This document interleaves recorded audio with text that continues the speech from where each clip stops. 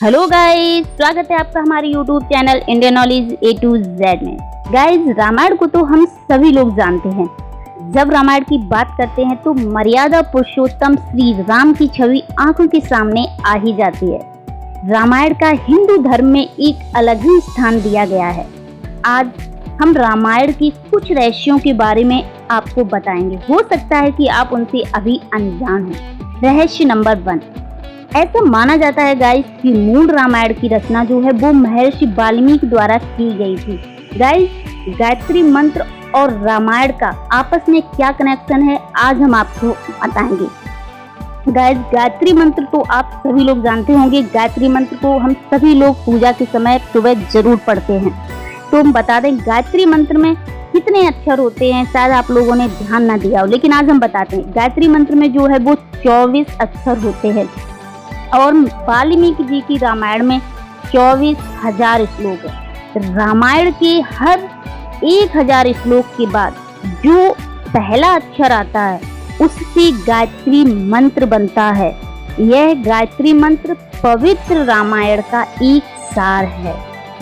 रहस्य नंबर 2, श्री राम के माता पिता और उनके भाइयों के बारे में तो प्रायः सभी लोग जानते हैं, लेकिन बहुत कम लोग जानते हैं कि उनकी एक बहन भी थी।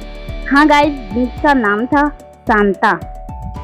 शांता जो थी वो अपने चारों भाइयों से बहुत बड़ी थी। शांता की माता कौशल्या और पिता दशरथ थे। ऐसी मान्यता है कि एक दिन अंग देश के राजा रोमपद और उनकी पत्नी वर्षिणी अयोध्या आए थे। उन राजा रानी की कोई संतान नहीं थी। राजा रोमपद और दशरथ जी की बातचीत हुई। तब राजा दशरथ जी को पता चला कि इनके कोई संतान नहीं है। तब राजा दशरथ ने कहा कि मैं अपनी बेटी शांता को आपको संतान के रूप में दूंगा। ये बात सुनकर राजा रोमपद और रानी दोनों बहुत खुश हुए। उन्होंने बहुत प्यार से शांता को पाला। एक दिन की बात है, राजा रोमपद अपनी बेटी से बातें कर रहे थे। उसी समय द्वार पर एक ब्राह्मण पधारे। उन्होंने राजा से प्रार्थना की कि वर्षा के दिनों में खेती की जुताई के लिए राज दरबार से कुछ मदद प्रदान करें। लेकिन राजा अपनी पुत्री से इतना प्रेम करते थे, इतना प्रेम में खो गए थे कि उन्हें ब्राह्मण की कोई बात सुनाई नहीं दी। ब्राह्मण को बहुत दुख हुआ और वो वहां से चले गए। ब्राह्मण जी जो थे गाइस, वो इंद्र के बहुत बड़े भक्त थे। अपने भक्त का अपमान देखकर इधर इंद्र राजा रोमपद पर क्रोधित हुए और उन्होंने राजा के राज्य में वर्षा नहीं की। खेतों में खड़ी फसलें मुरझाने लगी। राजा को बहुत दुख हुआ और वो ऋष्यशृंग ऋषि के पास पहुंचे और उनसे उपाय पूछा। ऋषि ने कहा कि तुम इंद्र को खुश करने के लिए यज्ञ करो। राजा ने वही किया। उनके राज्य के खेत खलिहान पानी से भर गए। इसके बाद कुछ दिनों बाद ऋष्यशृंग ऋषि का विवाह शांता के साथ हो गया।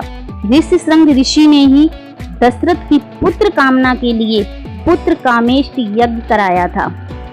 जहां पर उन्होंने यज्ञ कराया था गाइस, वह स्थान अयोध्या से लगभग 39 किलोमीटर पूरब में है। वहां आज भी ऋष्यशृंग ऋषि का आश्रम है। वहां पर ऋष्यशृंग ऋषि और उनकी पत्नी शांता की समाधि है। क्या आप लोग इन रहस्यों को जानते थे? तो कमेंट सेक्शन में जरूर बताइए।